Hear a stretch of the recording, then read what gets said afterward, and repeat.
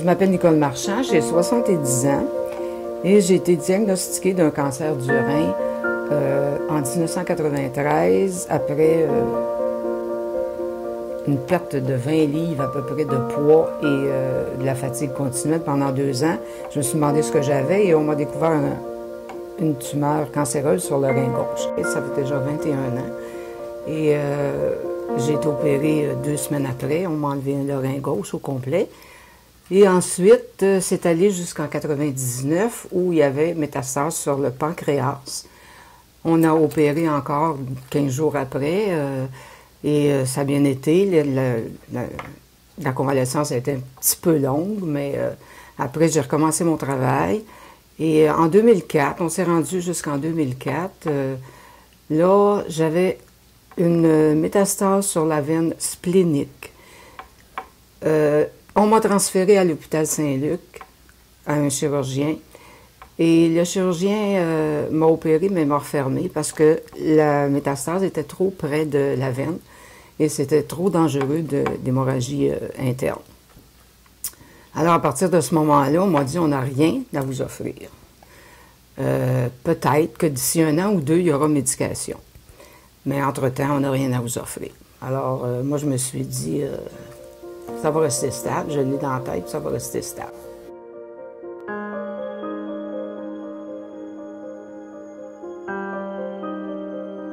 Comme de fait, en 2006, le médicament de première ligne est sorti.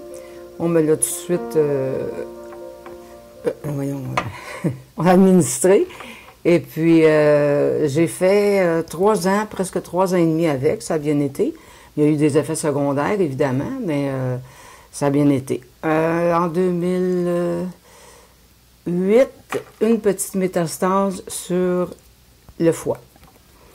On opère, on enlève la métastase. Et je continue avec un autre médicament, le médicament de 2e ligne, qui, lui, m'a apporté plus d'effets secondaires et des effets secondaires plus dangereux, si vous voulez. À ce moment-là, mais il était efficace. Je l'ai pris pendant 3 ans. Et après 3 ans, on m'a mis à un autre, de 3e ligne, un médicament de 3e ligne, qui, lui, je n'ai pas été capable de le supporter. Il a fallu que je l'arrête au bout de 5 semaines. Il était vraiment... il était après me faire mourir. Alors, on l'a arrêté. On m'a donné un médicament de 4e ligne que j'ai pris 12 semaines et qui n'a fait aucun effet. Médicament de 5e ligne qui, la même chose, 12 semaines, ne fait aucun effet. Là, je viens de voir mon neuro-oncologue et il m'a dit... on retourne aux médicaments de première ligne en 2006 parce que les cellules peuvent avoir oublié sa substance. Alors, il peut refaire un effet. Et c'est ce que j'attends d'ici 1 semaine ou 2. Là.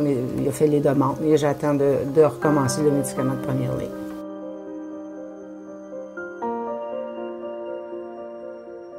Oui, j'ai participé à un protocole de recherche sur le médicament de 2e ligne. J'étais satisfaite de ça. D'abord, on est suivi de plus près et ensuite, de participer à ça, ça nous permet, plus il y a de gens qui participent, plus ça permet à un médicament d'être efficace et de savoir s'il l'est ou non et à quel point il l'est aussi. Et des fois, ça nous permet de vivre encore un 3-4 ans de plus parce que ce médicament-là va être mis sur le marché puis il va fonctionner. Ça a été ma satisfaction de participer à ça, d'aider pour que le médicament, justement, soit reconnu. C'est un peu ça.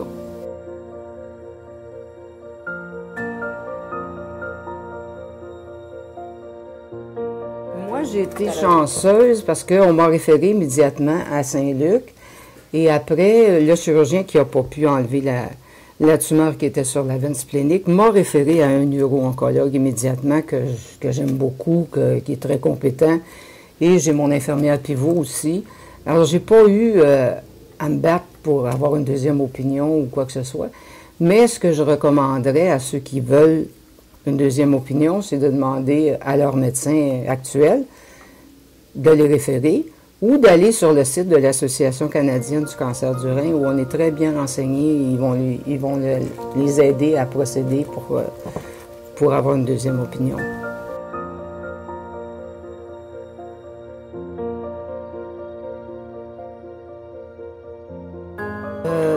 Moi, la première fois que j'ai reçu, parce qu'on reçoit ce médicament qui est d'exception, on va pas le chercher à la pharmacie, on le reçoit, moi je le recevais par Purolator.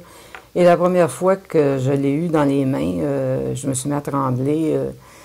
Il y a plein d'émotions qui ont monté. Qu'est-ce qui va m'arriver avec ça? Qu'est-ce qu'il y a là-dedans? C'est un poison. Et j'avais tellement peur de le prendre, mais je savais très bien qu'il fallait que je le prenne pour sauver ma vie, dans un sens, ou la prolonger de beaucoup. Alors, c'était ça, mais je peux dire que oui, ça brasse l'intérieur. La première fois. Après ça, c'est devenu comme une routine, et c'était correct. J'avais peur des effets secondaires, évidemment, parce qu'on m'en avait fait une grande liste.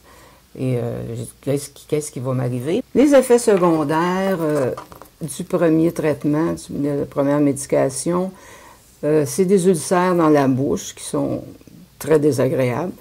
J'ai eu aussi le syndrome main-pied, mais ça a duré à peu près un mois et ça s'est pas revenu. C'est à peu près tout. Et de la fatigue, évidemment, un manque d'énergie, ça, c'est à peu près avec tous les médicaments. Mais il y en a des plus dangereux qu'il faut absolument appeler son médecin aussitôt qu'il se manifeste. Moi, avec le médicament de troisième ligne que je n'ai pas été capable de supporter, je pense qu'il y a j'ai une part de responsabilité parce que j'ai attendu 10 jours. J'avais une diarrhée épouvantable et j'ai attendu 10 jours avant de communiquer avec mon infirmière pivot, ce qui était beaucoup trop long, qu'on m'a dit, on m'a chicané. Et là, ça a débalancé tout mon système. Tout s'est mis à pu être normal, la pression, la glycémie, le coumadin, toute la thyroïde. Alors, c'est là qu'était le danger. Dans le fond, c'est pas la diarrhée qui est dangereuse, mais c'est d'attendre trop longtemps avant de communiquer pour savoir quoi faire. Moi, là, tout de suite, on m'a fait donner une injection de vitamine K, je pense, justement pour le coumadin qui baisse. Et on m'a dit de prendre d'Imodium, on m'a dit de prendre du Gatorade, on m'a dit de prendre du Boost. Mais là, au moins, je savais quoi faire, parce que j'avais aucun appétit non plus. Mais je savais quoi faire. C'est ça qui m'a remonté.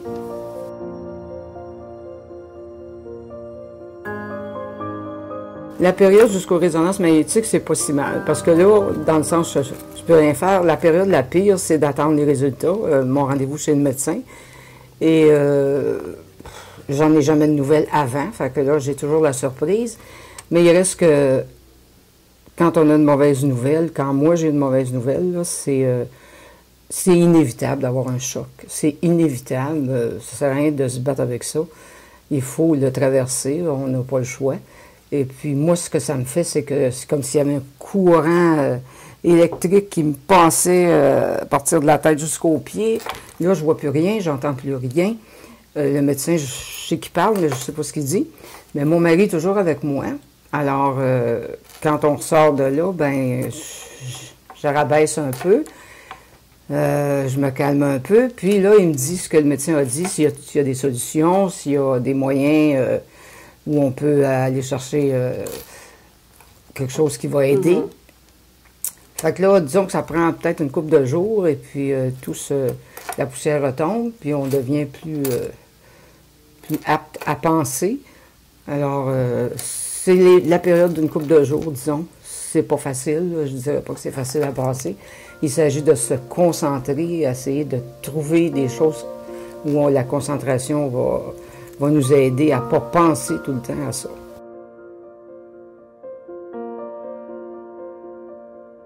La chose principale et essentielle, c'est de vivre une journée à la fois.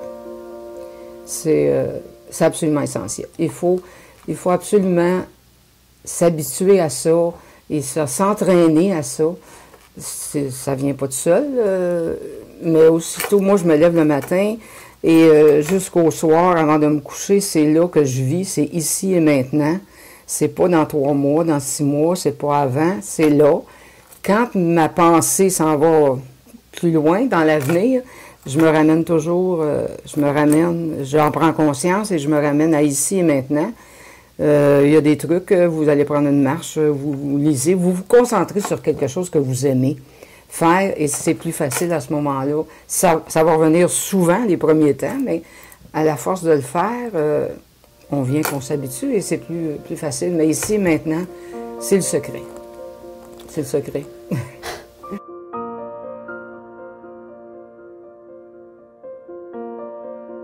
J'ai décidé de faire du bénévolat.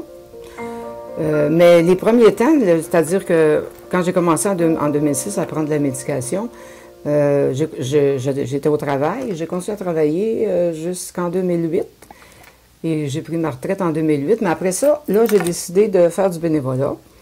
Et j'en fais 2 demi-journées par semaine. Ça me maintient dans la société. On dirait que je suis moins à part. J'aime bien ça. Et je fais du Qigong. Je ne sais pas si quelqu'un est au courant. C'est pas tellement connu. Ça s'écrit QI, s'il y en a qui veulent aller sur le site. G-O-N-G. Et vous allez voir c'est quoi. C'est des exercices qui sont doux, très doux, des concentrations, des méditations, des étirements. Et moi, ça m'aide beaucoup. On peut suivre aussi un autre cours qu'on aime. Il y a plein de choses à faire. Il y a plein de choses à... On n'est pas invalide. Il ne faut pas penser ça non plus.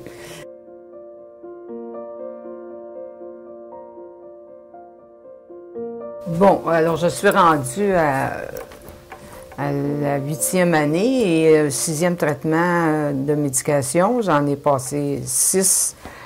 C'est-à-dire que je dois passer le 6e bientôt. Et j'ai pas mal d'expérience là-dedans. Mais là, où j'en suis rendue, c'est revenu un peu parce que j'ai eu un petit peu de mauvaise nouvelle la dernière fois que j'ai vu mon neuro-oncologue. Mais ça revient, la confiance revient, puis je sais qu'il y a des moyens. J'ai une métastase osseuse, et puis celle-là, elle m'a comme un peu ébranlée. Alors à ce moment-là, le petit hamster qu'on a dans la tête qui roule sa petite... il s'est mis à rouler pas mal fort. Puis il a fallu que je l'endorme un peu.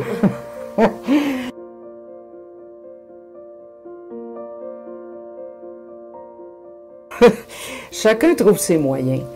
Puis je pense qu'on a une force insoupçonnée. Quand ça arrive, d'abord avant tout ça, on pense jamais. Moi, il m'aurait parlé de ça, j'aurais jamais été capable de passer ça. Mais quand on est dans le bain, il y a une force insoupçonnée qui sort et puis qui nous aide à trouver des moyens pour se calmer, pour essayer d'avoir une vie quand même agréable, parce que ça, c'est possible. C'est bien, bien, bien possible d'avoir une vie agréable. Et de ne pas penser non plus qu'après le premier médicament, on est fait. Non, il y en a plusieurs. Il y a autre chose après. La recherche continue. C'est merveilleux quand même. Moi, en tout cas, d'année en année, il y avait toujours quelque chose qui était sorti récemment que je pouvais prendre. C'était merveilleux pour moi de ce côté-là, mais là, il y a encore des choses qui se développent et il faut jamais perdre d'espoir, il ne faut jamais penser que c'est fini.